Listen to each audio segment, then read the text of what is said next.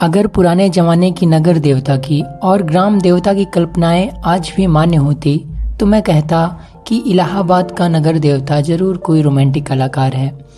ऐसा लगता है कि इस शहर की बनावट, गठन, जिंदगी और रहन सहन में कोई बांधे बधाए नियम नहीं, कहीं कोई कसाव नहीं। हर जगह एक स्वच्छंद खुलाव, एक बिखरी हुई सी अनियमितता।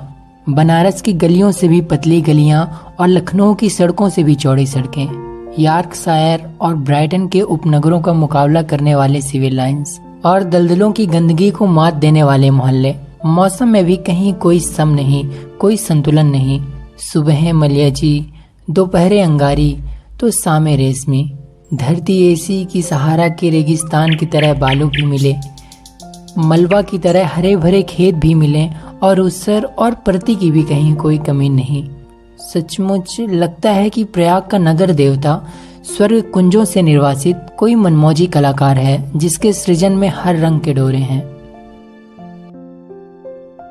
और चाहे जो हो, मगर इधर क्वार कार्तिक तथा उधर बसंत के बाद और होली के बीच के मौसम में इलाहाबाद का वातावरण नेस्टेर्सियम और पेंजी के फूलों से भी ज्यादा खूबसूरत और आम के बौरों की खुशबू से भी ज्यादा महकदार होता है। सिविल लाइंस हो या अल्फ्रेड पार्क, गंगा तट हो या खुसरू बाग, लगता है कि हवा एक नटखट दोसीजा की तरह कलियों के आंचल और लहरों के मिजाज से छेड़खानी करती चलती है। और अगर आप सर्दी से बहुत नहीं डरते तो आप जरा एक ओवरकोट डालकर सुबह सुबह घूमने निकल जाएं, तो इन खुली हुई जगहों की फिजा इठलाकर आपको अपने जादू में बांध लेगी।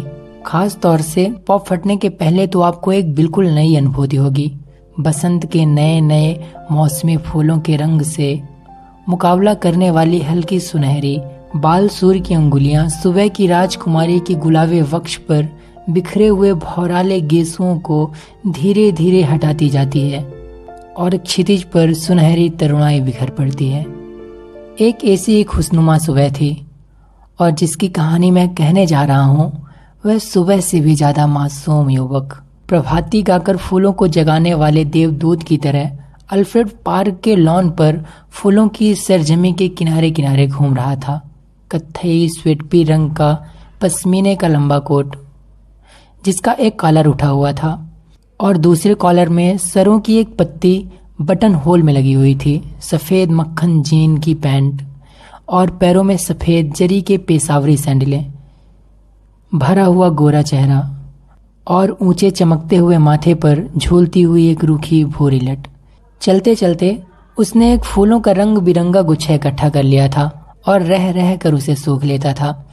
पूरब के आसमान की गुलाबी पंखुड़ियां बिखरने लगी थी और सुनहरे पराग की एक बौछार सुबह के ताजे फूलों पर बिछ रही थी। अरे सुबह हो गई, उसने चौंक कर कहा और पास की एक बेंच पर बैठ गया। सामने से माली आ रहा था। क्यों जी, लाइब्रेरी खुल गई क्या? अभी नहीं बाबूजी, उसने जवाब दिया।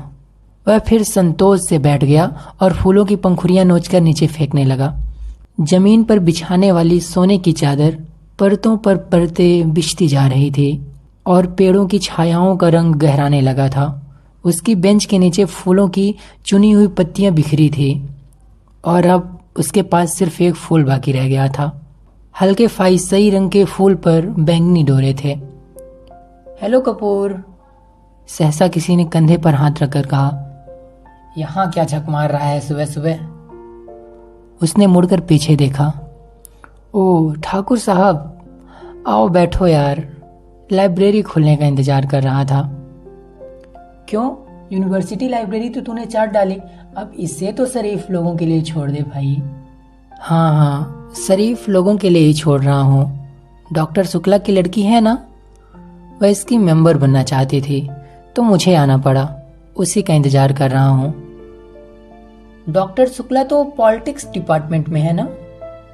नहीं, गवर्नमेंट साइकोलॉजिकल ब्यूरो में है। और तुम पॉलिटिक्स में रिसर्च कर रहे हो? अरे नहीं यार, इकोनॉमिक्स में। बहुत अच्छे, तो उनकी लड़की को सदस्य बनवाने आए हो? कुछ अजब स्वर में ठाकुर ने कहा।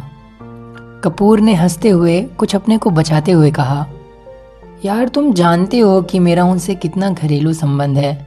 जब से मैं प्रयाग में हूँ उन्हीं के सहारे हूँ, और आजकल तो उन्हीं के यहाँ पढ़ता लिखता भी हूँ। ठाकुर साहब हंस पड़े। अरे भाई मैं डॉक्टर शुक्ला को जानता नहीं क्या? उनका सा भला आदमी मिलना मुश्किल है, तुम सफाई व्यर्थ में दे रहे हो। ठाकुर साहब यूनिवर्सिटी के उन विद्यार्थियों में से थे जो बाराए नाम विद्यार्थी होते हैं, और कब तक यूनिवर्सिटी को सुशोभित करते रहेंगे इसका कोई निश्चय नहीं।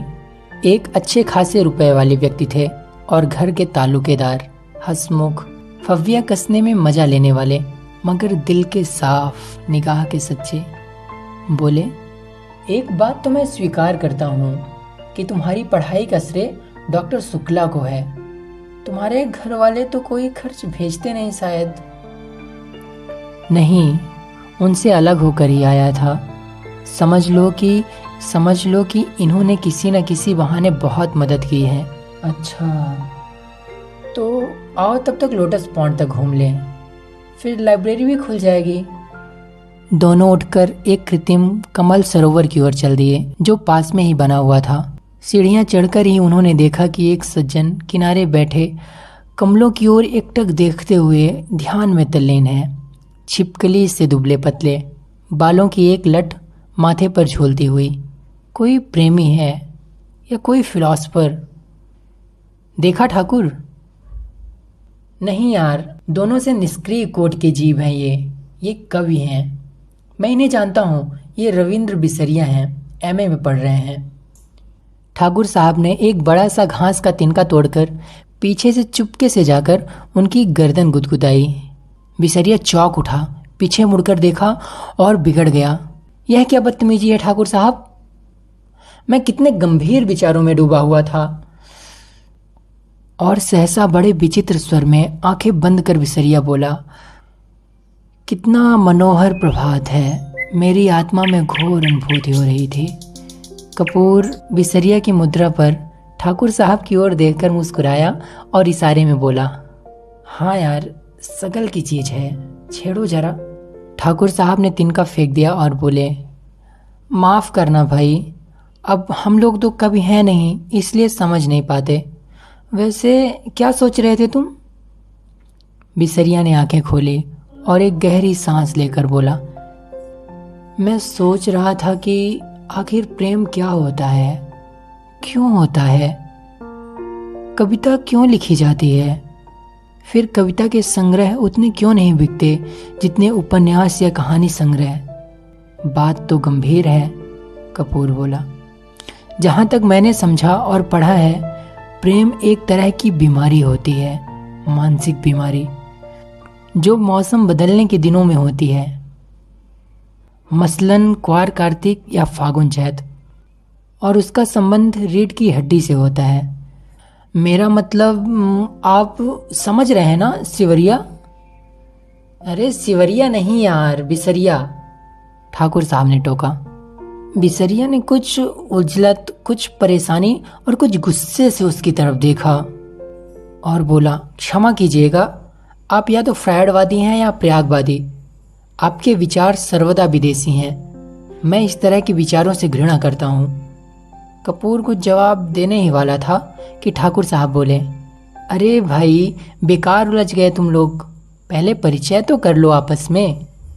ये हैं श्री चंद्र कपूर, विश्वविद्यालय में रिसर्च कर रहे हैं, और आप हैं रविंद्र बिसरिया, इस वर्ष एमए में बैठ रहे हैं, बहुत अच्छे कवि हैं। कपूर ने हाथ मिलाया और फिर गंभीरता से बोला, आपको दुनिया में और कोई काम नहीं सूझा कि आप कविता करने लगे? बिसरिया ने ठाकुर साहब की ओर देखा और बोला, ठाकुर साहब, यह मेरा अपमान है और मैं इस तरह के सवालों का आदी नहीं हूँ। और उठ खड़ा हुआ। अरे बैठो बैठो, ठाकुर साहब ने हाथ खींचकर बिठा लिया। देखो कपूर, का मतलब तुम समझे नहीं। अरे उसका कहना यह है कि तुम में इतनी प्रतिभा है कि लोग तुम्हारी प्रतिभा का आदर करना नहीं जानते, इसलिए उन्होंने सहानुभूति से तुमसे कहा कि और कोई काम नहीं करते, वरना कपूर साहब तुम्हारी कविता के बड़े शौकीन हैं। मुझसे बराबर तारीफ करते हैं। बिसरिया पिघल गया और बोला, क्षमा कीजिएगा कपूर, मैंने गलत समझा। अब मेरा कविता संग्रह छप रहा है, मैं आपको अवश्य भेंट करूंगा। और फिर बिसरिया ठाकुर साहब की ओर मुड़कर बोला, अब लोग मेरी कविताओं की इतनी मांग करते हैं कि मैं परेशान हो रहा हूँ। अभी कल त्रिवेणी के संपादक मिले, कहने लगे अपना चित्र दे दो। मैंने कहा कि कोई चित्र नहीं है, तो पीछे पड़ गए। आखिरकार मैंने आइडेंटिटी कार्ड उठाकर दे दिया। वाह, कपूर बोला, मान गए आपको हम। तो आप राष्ट्रीय कविता लिखते हैं या प्रेम की? जब जैसा अवसर हो, ठाकुर साहब ने उत्तर दिया। वैसे तो यह शराबबंदी कॉन्फ्रेंस का सम्मेलन, शादी ब्याह कवि सम्मेलन, साहित्य का सम्मेलन सभी जगह बुलाए जाते हैं। बड़ा यश है इनका। बिसरिया ने प्रशंसा से मुग्ध होकर देखा, मगर फिर एक गर्व का भाव मुंह पर लाकर गंभीर हो गया। कपूर थोड़ी देर चुप रहा, फिर बोला, तो कुछ हम लोगों को भी सुना दीजिए। अभी तो मूड नहीं है, बिसरिया बोला। ठाकुर साहब बिसरिया को पिछले 5 सालों से जानते थे। वे अच्छी तरह से जानते थे कि बिसरिया किस समय और कैसे कविता सुनाता है। अतः बोले, ऐसे नहीं कपूर, आज शाम को आओ, जरा गंगा जी चलें, कुछ बोटिंग रहे, कुछ खाना पीना रहे, तब कविता भी सुनना। कपूर को बोटिंग का बहुत शौक था। फौरन राजी हो गया और शाम का विस्तृत कार्यक्रम बन गया। इतने में कार उधर से लाइब्रेरी की ओर गुजरी। कपूर ने देखा और बोला, अच्छा ठाकुर साहब, मुझे तो जाने की इजाज़त दीजिए, मैं लाइब्रेरी जा रहा हूँ। वो आ गए। आप कहाँ चल रहे हैं? मैं ज़रा जिम खाने की ओर जा रहा हूँ। अच्छा भाई, तो शाम को पक्की रही? बिल्कुल पक्की, कपूर बोला और चल दिया। लाइब्रेरी के पोर्टिको में जाके कार रुकी और उसके अंदर डॉक्टर साहब की लड़की बैठी थी।